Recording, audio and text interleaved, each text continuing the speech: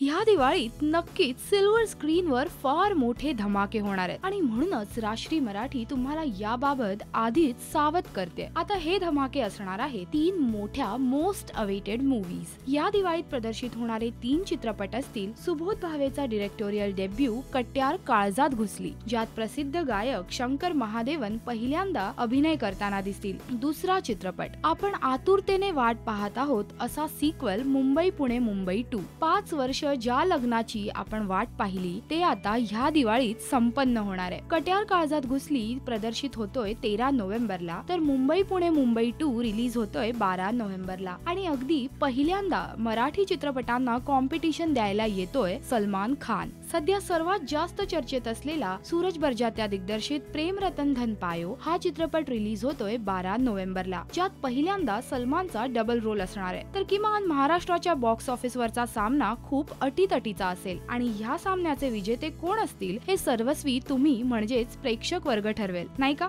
तर आता तुम्हीच सांगा, प्रेक्षक म्हणून तुम्ही कोणत्या चित्रपटासाठी सर्वात जास्त उत्सुक आहात? तुमच्या प्रतिक्रिया या व्हिडिओच्या कमेंट सेक्शन मध्ये नोंदवायला विसरू नका।